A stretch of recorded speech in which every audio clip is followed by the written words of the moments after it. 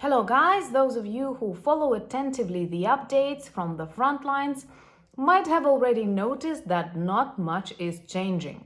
Of course, Ukrainian defenders keep demonstrating their strengths and creativity when protecting and getting back Ukrainian territories, and Russian invaders, with the help of North Korean soldiers, keep failing to get more of the Ukrainian land. But still, if you follow attentively the movements on the front line, you may notice not much is happening, because something very important has changed in the course of this war. And actually, General Zaluzhny spoke about that earlier. He said that drones will change a lot. And finally, we are at this moment in history when it is already very visible.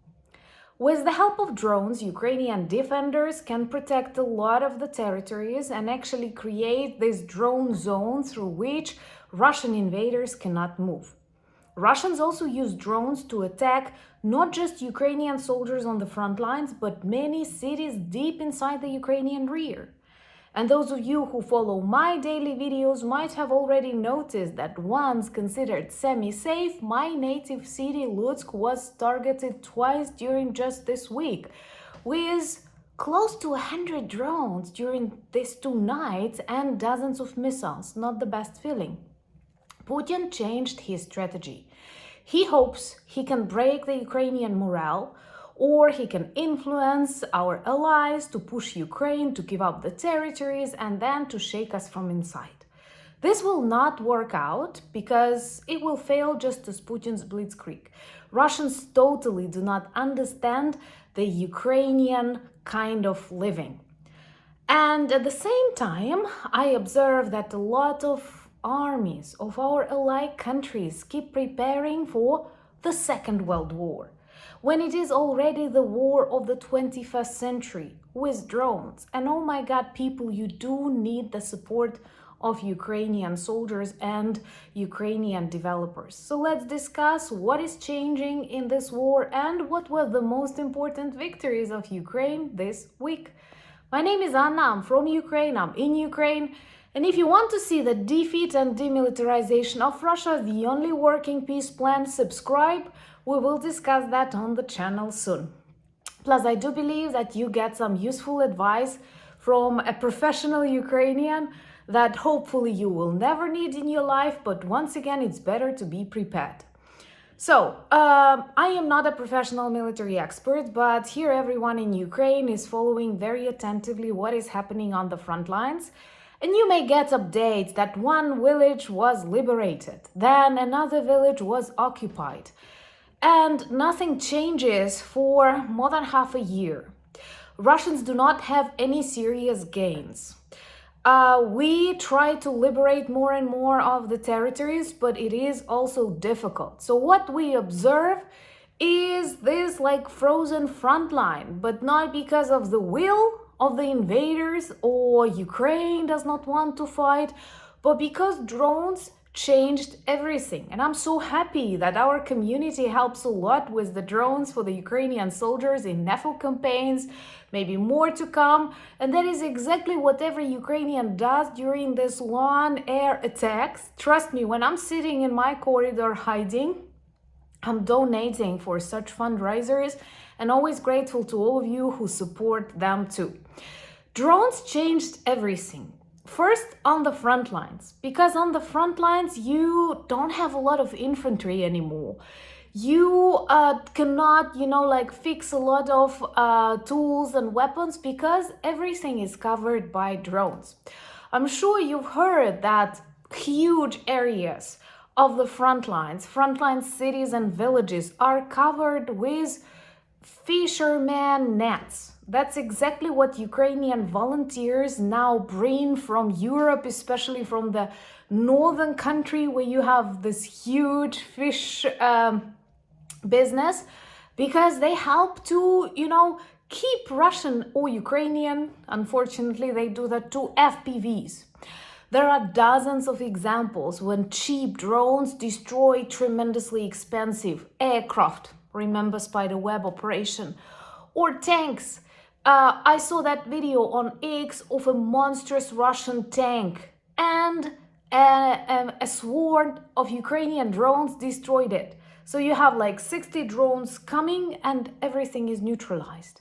That's why I am sorry, but a lot of Ukrainian generals and colonels are joking about many armies of the countries bordering Ukraine that started buying armored vehicles, tanks, and other stuff because they believe that what makes their armies look frightening, like terrifying to the enemy.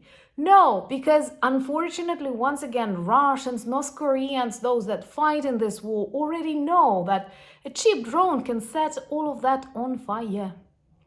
With drones reaching like my city that is 80 kilometers away from the EU border, they can simply repeat that, especially using the territory of Belarus. And this is my message to people in Poland, to people in the Baltics. They do use Belarus to target Volyn, my region. So they can do a similar thing to your regions too. And armored vehicles and tanks won't help you because Russian infantry won't be on the ground. This will be just unidentified drones. And we already have a lot of precedents. Just recently, a Russian drone crossed the airspace of Lithuania and fell there. And what was the reaction? We don't know if it was intentional. I don't know if it's the best strategy to illustrate your strengths. And please subscribe and share to demonstrate your solidarity with Ukraine. This helps indeed, an extremely effective way to fight back against Russian informational war, and that is also very real. So this week was very difficult for me. I've spent 2 nights in a corridor. That's pretty unusual for me because there were 2-3 drones coming to my city like every other week, and it was not that frightening. But when you have 50 plus drones coming from different directions and you live in the city that is not considered strategic, that does not have any serious military objects, that does not have a lot of air defense groups, you feel worried. And literally for hours you can hear lots of like gunshots, explosions, air defense working. And for the desert they bring missiles that were stopped. And luckily, after this largest ever attacks, no victims in my city, and I'm very grateful to God and to air defense and to all of you who work for Ukraine to have more air defense, for our skies to be closed. But this definitely, like, even if you're not an expert, but just a professional Ukrainian as I am, you see that the war has changed. Now they try to target every city, every region, so that people feel frightened. And Russians hope that we will start saying, Zelensky, let's surrender. We want to be a part of Russia just to survive. And that is another great mistake that will actually bury the regime. It will bury the regime just as the failure of the Blitzkrieg. Here in Ukraine, people feel a totally different emotion. We want to defeat and demilitarize Russia for the centuries to come. And actually, if you want to know what every Ukrainian sees as the real victory in this war, watch my new video on my new channel that right now is the most popular video on that channel about the dissolution of the Russian Federation that has already started. And I'm happy that so many of you share this opinion and watch this video. So they want to use this terror, first of all, to try and strike Ukrainian facilities that produce drones and to make people fear and demand surrender. It doesn't work like that with Ukrainians. Never underestimate us. And what we do, we support our peace plan. You all know it's to defeat and demilitarize Russia. And when we have a look at the most important strikes and achievements of this week, I will name you my favorite.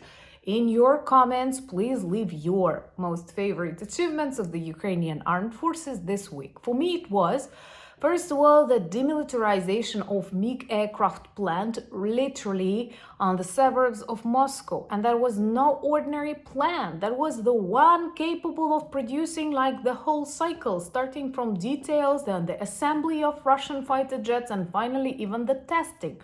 Now it's destroyed, which means less MiGs in the airspace of Ukraine targeting cities like mine. Then, right now, and it becomes more and more obvious, it's difficult for the Russian propagandists and fake politicians to pretend they experience tremendous crisis in energy. Even the electric companies are going bankrupt.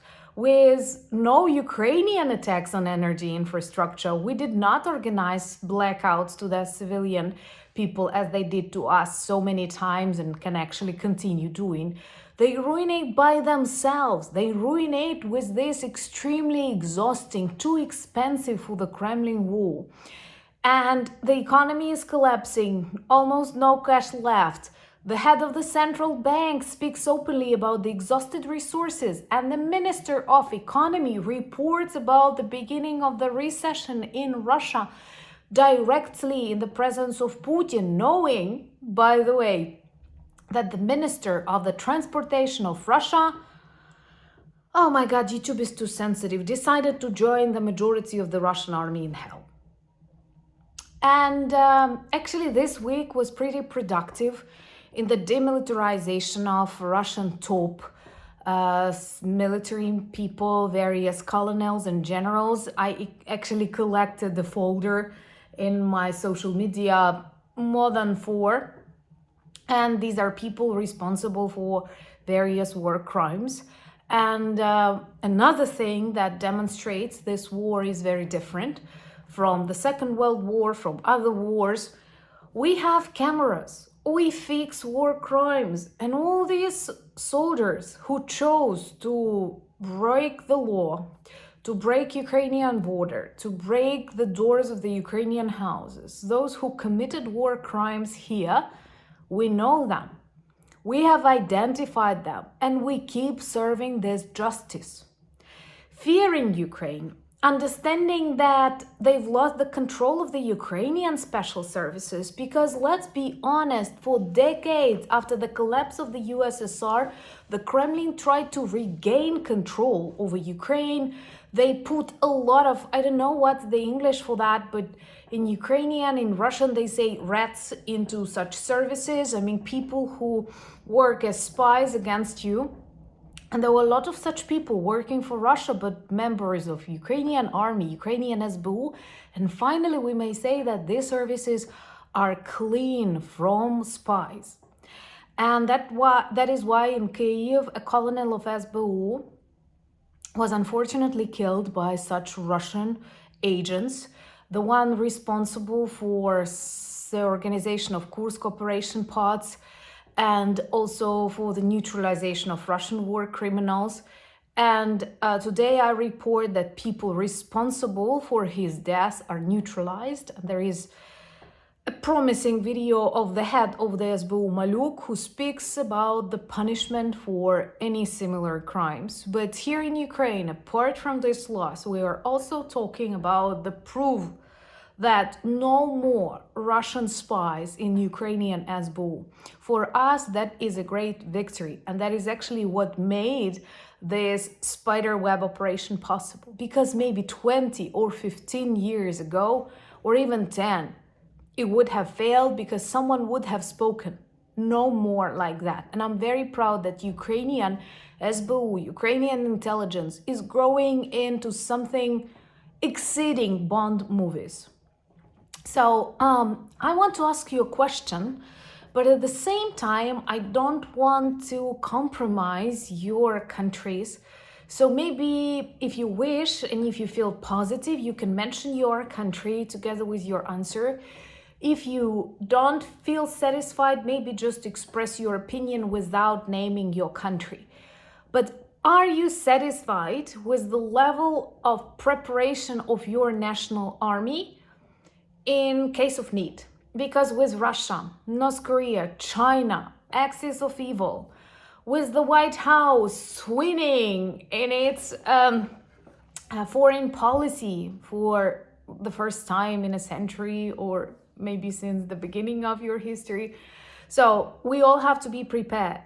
So my question is, do you feel satisfied with the way your national army is prepared? Let me know in the comments below if you feel like sharing. I'd be happy to know, and maybe even some details what makes you feel confident. Let's speak about this positive aspect. Let's not let Russian trolls get any other different information, because I care about you and I'm super grateful that we have our community.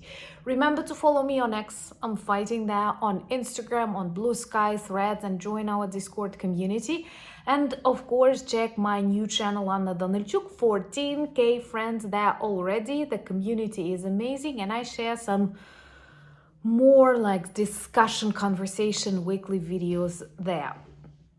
Thank you so much for buying me coffees, becoming my patrons and sponsors of the channel. Unfortunately, after this nightly attacks that happen more and more often, we do consume more coffee. So thank you for making me stronger and helping me now lead 2 of these channels. That's an honor, and I'm super happy that I have this opportunity. Thank you again.